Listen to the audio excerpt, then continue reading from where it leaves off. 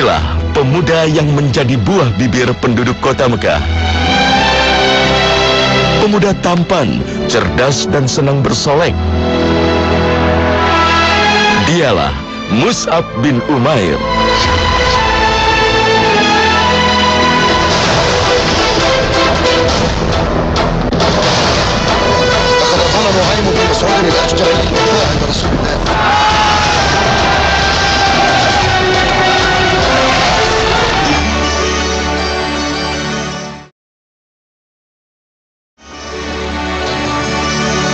Lahir di Mekah dan dibesarkan dengan penuh kasih sayang dalam sebuah keluarga Quraisy yang terhormat dan kaya. Tak ada seorang pun di antara pemuda Mekah yang beruntung dimanjakan orang tuanya seperti yang dialami pemuda Mus'ab bin Umair.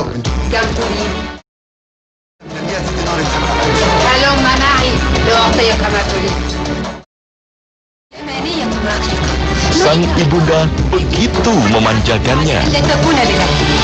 Sang ibu sadar betul akan ketampanan yang dimiliki putranya.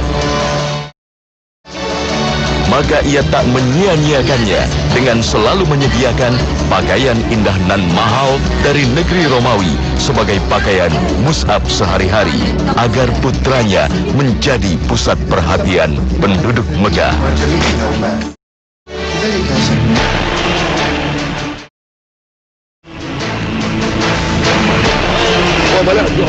Maka Mus'ab yang sudah tampan menjadi semakin populer di masyarakatnya dengan penampilan yang selalu mengundang decak kagum. Dengan wajah yang tampan, dengan penampilan yang sempurna, yang diimpikan oleh setiap anak muda. Seperti kira-kira anak muda yang memimpikan penampilan seperti itu. Ketampanan wajahnya membuat setiap dia lewat di gang-gang di kota Mekah, maka disebutkan para gadis itu mengintip dari balik tembok, dari balik pintu, jendela rumah mereka untuk sekedar menikmati, melihat ketampanan wajah Mus'ab bin Umair radhiyallahu anhu. Pakaiannya, kalau Anda ingin tahu pakaian mahal. Dia beli dari Yaman, dibeli dari Syam, pakaian-pakaian hadir dari luar negeri. Sekedar selendangnya berharga ratusan dirham. Kemudian dia punya parfum khas yang tidak dimiliki aroma itu oleh masyarakat Mekah, sehingga setiap dia melewati sebuah tempat dan aroma yang tertinggal pada Mus'ab sudah pergi, orang tahu bahwa Mus'ab baru saja hadir di tempat ini.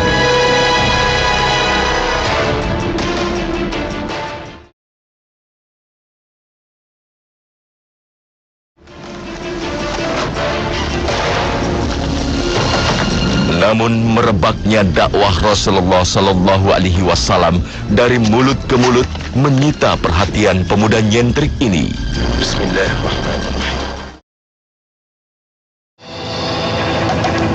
Ia pun berusaha mencari informasi tentang risalah yang diemban Muhammad Sallallahu Alaihi Wasallam. Ant, aturidu syai'an? Uridu an asma' hadits Muhammad. Amanta bima yad'u ilayhi? Kalla. لما تريد أن تسمع حديثا؟ سمعت منه ممن اتبعه أمورا أريد أن أعرف ما هي. ما النبي؟ ما الوحي؟ ما البعث؟ ما الحساب؟ هلم ندخل عليه لنسمع منه. هلم. خير. Mus'ab bin Umair semakin terkesima hingga tak kuasa membendung gelora hidayah yang memasuki relung kalbunya. Diam-diam Mus'ab memeluk Islam.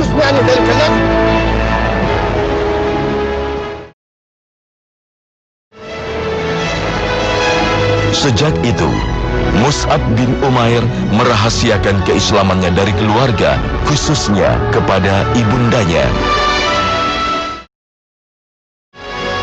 Ia mulai meninggalkan kesenangannya bersolek. تعجبك؟ لا بأس بها. لا بأس بها. لا أحسب أن في الدنيا ثيابا أفخر منها ولا أجمل، وبرغم ذلك لا تزيد على أن تقول لا بأس بها. Fasilitas serta kemewahan yang diberikan ibunya tak lagi menarik perhatiannya. جئتك أيضا بنعال حضرمية لينة. هذا ما أحتاج إليه. Padahal sebelumnya, ia begitu antusias dengan pakaian-pakaian indah yang diberikan ibunya. Ia lebih memilih untuk diam-diam mempelajari Islam.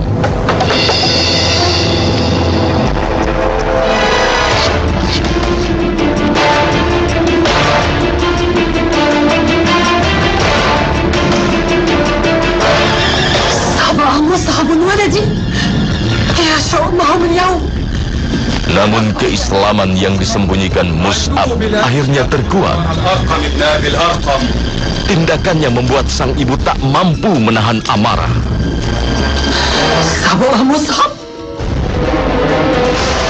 Inilah yang paling dikhawatirkan Mus'ab. Ia tak takut menghadapi tantangan dari kaum Quraisy yang semakin menindas kaum muslimin. Namun menghadapi sang ibunda bukan masalah sederhana bagi Mus'ab. Ia sadar betul sang ibu Hunnas binti Malik wanita berkepribadian kuat dan pendiriannya tak dapat ditawar serta diganggu-gugat.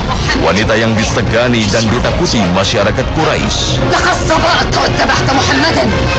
اهتديت إلى دين الحق وآمنت بما أنزل عليه من ربي. كيف يمكن أن يكون الحق؟ Meski begitu, ia begitu mencintai ibunya. Namun ia juga tak mampu melepaskan manisnya hidayah Islam yang telah ia rasakan. ماذا دهاك حتى تركت دين قومك إلى أوهام محمد؟ يا رسول الله قد جاءنا الحق العظيم. Maka ia pun rela menerima hukuman yang diberikan sang ibu agar mau kembali kepada ajaran nenek moyang.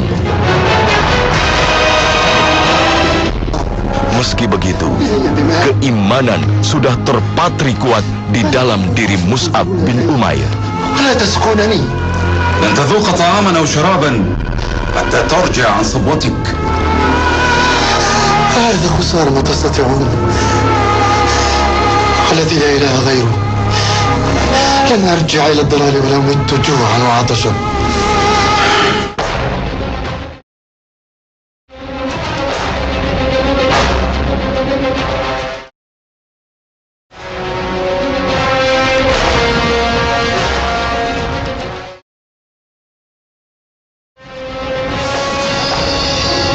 Mus'ab bin Umair pun akhirnya berhasil lolos dari kurungan sang ibu yang memaksa dirinya meninggalkan ajaran Rasulullah Sallallahu Alaihi Wasallam. ويلك مني ويلك مني. دخولهم في دين الله يخرجهم من كثير مما هم فيه. إنهم لم يسمعوا من كلام الله كثيرا أو قليلا. Penampilannya kini berubah. لبانت له قلوبهم. Tak tampak lagi kemewahan pada diri Mus'ab. ومن يسمعهم كلام الله. Hanya pakaian seadanya yang menutupi tubuhnya. سورينا إليك رحمة لك. هذا أحد ملوك العرب والعجم قادم نحونا. أنت هذا. Berubahnya penampilan Mus'ab menjadi bahan olok-olok bagi para pemuka Quraisy. يعجبني Tapi ia tak peduli. Ada beberapa alasan mengapa beliau berubah penampilan. Yang pertama, karena kita tahu bahwa ibunda beliau yang ketika mendengar anaknya masuk ke dalam Islam itu naik pitam, marah luar biasa. Dan ketika marah, maka ibundanya, ayahandanya memutus segala macam bentuk bantuan ekonomi kepada anaknya. Fasilitas diputus, tidak ada fasilitas lagi.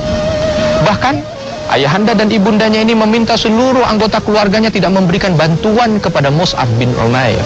Maka kita tahu kalau selama ini hidup dalam kecukupan yang diberikan oleh ayahanda dan ibundanya, ketika beliau sudah harus hidup seorang diri sebatang kara, tidak memiliki apa-apa lagi, maka mau tidak mau beliau harus mengandalkan dari kemampuan ekonomi diri beliau sendiri. Ini yang membuat beliau berpakaian ala kadarnya, bahkan dengan jubah yang ada tambalan di sana dan di sini, subhanallah.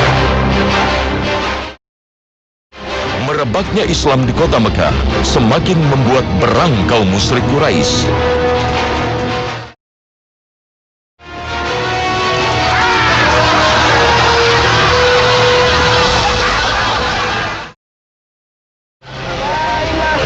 كفوا عن هذا واذكروا آلهتكم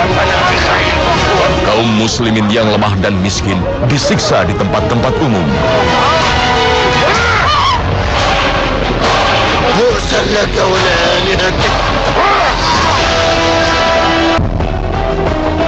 Inilah yang kemudian membuat Rasulullah Shallallahu Alaihi Wasallam memerintahkan kaum muslimin hijrah ke Habasyah.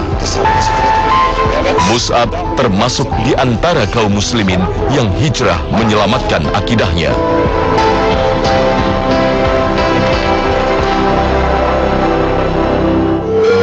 Allahu Akbar! Allahu Akbar!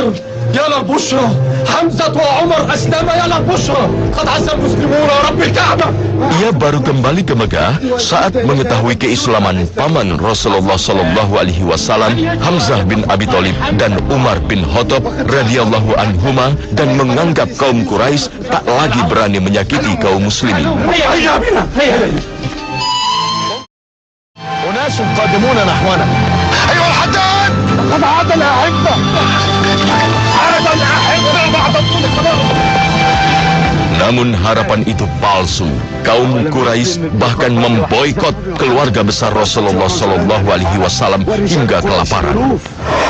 سحقا لقريش بأبي أنت وأمي يا رسول الله. ربنا لما فعلوا ذلك برسول الله وقوله. رزقنا بما أنسناه الجوع. Mus'ab bin Umair dan sahabat-sahabat Rasulullah Shallallahu Alaihi Wasallam yang lain bahkan kembali diintimidasi Abu Jahal dan disiksa kembali.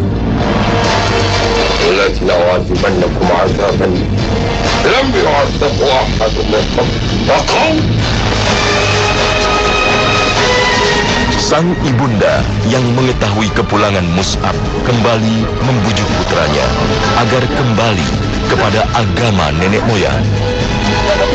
ولدي أمه كيف أنت؟ يعلم الله أني مشوق إليك وما منعني من القدوم إلا خشيتي من أن تعرضي عني. Namun kedalaman cinta Mus'ab pada sang ibu tak dapat mengalahkan kecintaan pemuda ini kepada Allah dan Rasul-Nya.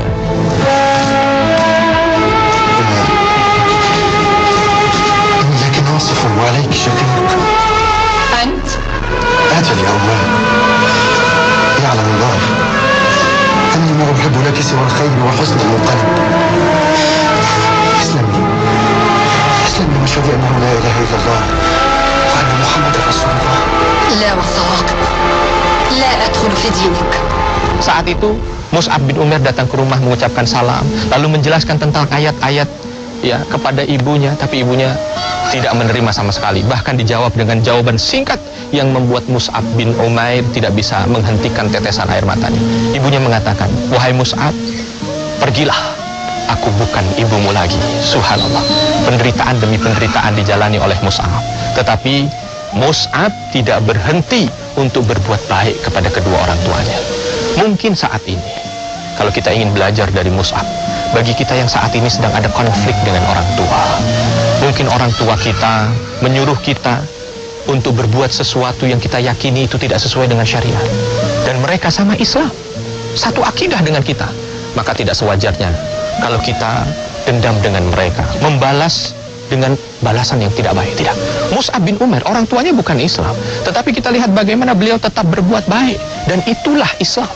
Bagaimana kita sebagai anak, kalaupun orang tua kita tidak sesuai dengan syariat, justru jadikan itu sebagai ladang ibadah kita, sebagai ladang amal kita. Bahkan Rasulullah SAW menegaskan, kalau seandainya ada seseorang yang menjumpai orang tuanya dalam keadaan sepuh, lalu dia tidak bisa masuk ke dalam surga, maka rugi orang itu.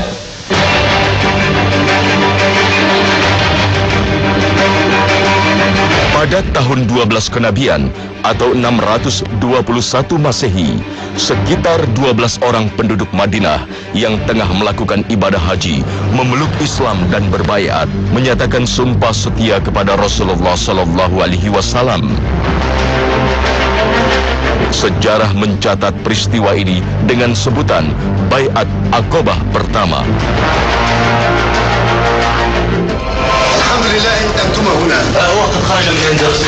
Mus'ab bin Umair pun diutus Rasulullah Sallallahu Alaihi Wasallam menjadi duta Islam berangkat ke Madinah untuk mengajarkan Islam. لقد أمرني رسول الله صلى الله عليه وسلم أن أذهب إلى يثرب. يثرب؟ أجل. وعلم من أسلم هناك القرآن.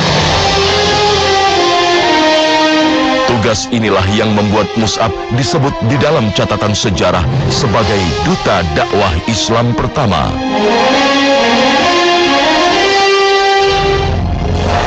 Assalamualaikum warahmatullahi wabarakatuh. Assalamualaikum warahmatullahi wabarakatuh. Mus'ab bin Umair melaksanakan titah Rasulullah Sallallahu Alaihi Wasallam dengan sepenuh hati. Satu persatu penduduk Madinah memeluk Islam di tangannya, termasuk pemimpin suku-suku di Madinah.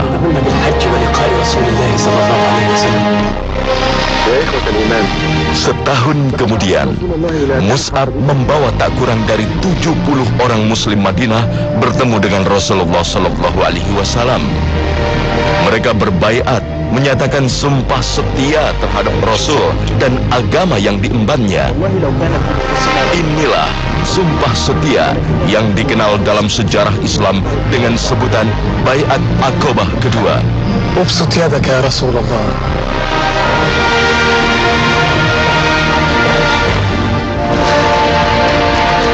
ماذا قال رسول الله؟ قد أذن لنا بالهجرة إلى يثرب. Berkat jasa Mus'ab bin Umair, masyarakat Madinah memeluk Islam sekaligus yang membuka gerbang bagi perjalanan hijrah Rasulullah Sallallahu Alaihi Wasallam dan kaum muslimin ke Madinah.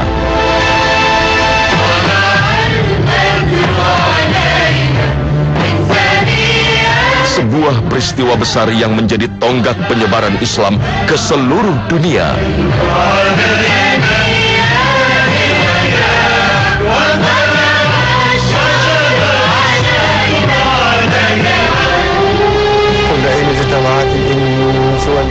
Di Madinah, Mus'ab bin Umair larut bersama Rasulullah Sallallahu Alaihi Wasallam dan kaum muslimin dalam membangun masyarakat dan dakwah Islam.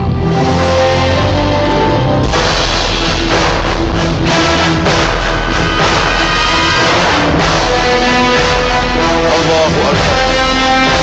Hingga akhirnya pada tahun ketiga Hijriah, bertepatan pada tahun 625 Masehi, Rasulullah Sallallahu Alaihi Wasallam menunjuk Mus'ab bin Umair sebagai pemegang bendera kaum Muhajirin dalam perang Uhud.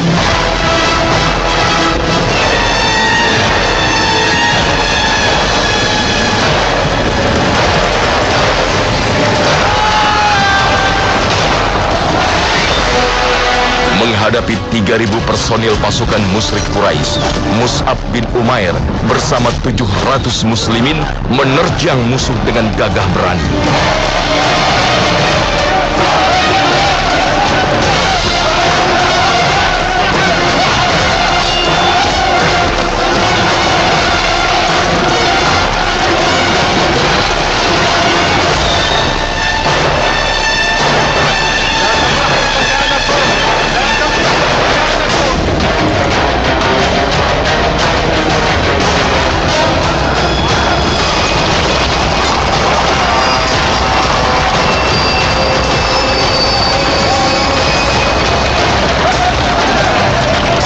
Mus'ab bin Umair terus menerjang musuh, sekalipun kaum muslimin terdesak hebat akibat 50 pemanah muslimin meninggalkan posisinya.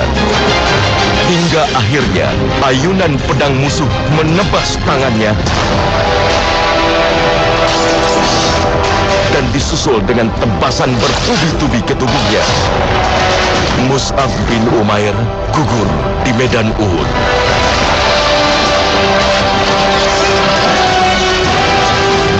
Mus'ab bin Umair membuat pasukan muslimin putus asa lantaran kaum Quraisy meneriakan kematian Rasulullah Sallallahu Alaihi Wasallam di medan perang.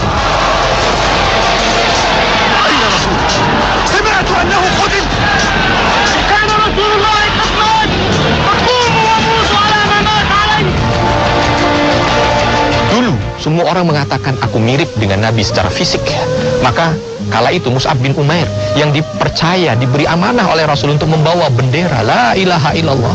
Beliau bukan tersungkur ke tanah dalam keadaan menghadap ke atas, tidak. Beliau kuatkan badan beliau itu untuk ketika wafat itu tertelungkup ke bawah. Rasul sallallahu alaihi wasallam mendapati beliau dalam keadaan tertelungkup ke bawah ketika meninggal dunia. Para ahli sejarah menceritakan apa sebabnya kenapa kok Mus'ab bin Umair ini tertelungkup. Ada beberapa yang mengatakan bahwa Mus'ab bin Umair sampai detik terakhirnya beliau tidak mau melihat Rasul sallallahu alaihi wasallam terluka. Maka takut kalau seandainya saya sudah mati seperti ini, maka semua pasukan Quraisy ini pasti akan mencari Muhammad. Saya tidak mau ketika saya meninggal, saya balikkan badan saya dan melihat Nabi terluka oleh pedang-pedang Quraisy. Maka lebih baik saya tertelungkup. Tak kurang dari 70 orang muslimin gugur di medan Uhud. Saat jenazah Mus'ab bin Umair ditemukan, Rasulullah sallallahu alaihi wasallam tak kuasa menahan duka. Matanya berlinang. Mus'ab yang dikenal sebagai pemuda tampan dan senang bersolek sebelum Islam, kini hidup dalam kondisi yang memprihatinkan. Bahkan pakaiannya pun tak cukup untuk menutup jenazahnya. Dengan semua kesederhanaannya, setelah hidup dengan semua kekayaannya, sekarang beliau meninggal dengan hanya pakaian yang sangat pendek. Yang pakaian itu oleh Nabi disebut kalau dia ditarik ke atas maka terlihat kakinya, kalau ditarik ke bawah maka terlihat bagian atasnya. Maka Nabi SAW memerintahkan agar tarik pakaian menutupi ke atas, dan kemudian yang bawahnya oleh Nabi diminta untuk ditutupi dengan rumput idkhir namanya. Ada rumput idkhir, maka diminta untuk ditutupi bagian bawah, bagian kaki dari Mus'ab bin Umair radhiyallahu anhu. Tapi Nabi dulu memakamkannya, dimakamkan satu lubang 2 orang, di mana siapapun yang berteman akrab di dunia maka digabungkan dalam satu liang lahat. Tapi Nabi katakan, masukkan lebih dulu orang yang paling banyak hafalan Qur'annya. Nabi memuliakan Al-Quran, Nabi memuliakan pertemanan, persaudaraan.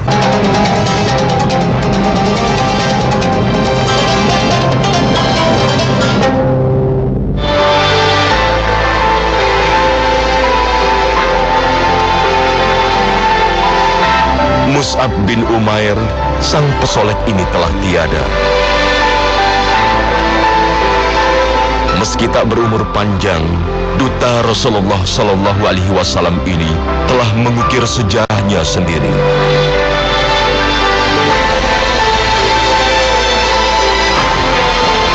Makamnya bersama para syuhada Uhud tetap menjadi tujuan peziarah kaum muslimin di kota Nabi, sebagaimana yang dipesankan Rasulullah sallallahu alaihi wasallam. Berziarahlah kepada mereka dan ucapkanlah salam. Tak seorang pun yang mengucapkan salam di kubur mereka, kecuali pasti mereka akan membalas salamnya. Assalamualaikum, wahai duta Rasulullah sallallahu alaihi wasallam. Rahimahullah Mus'ab bin Umair.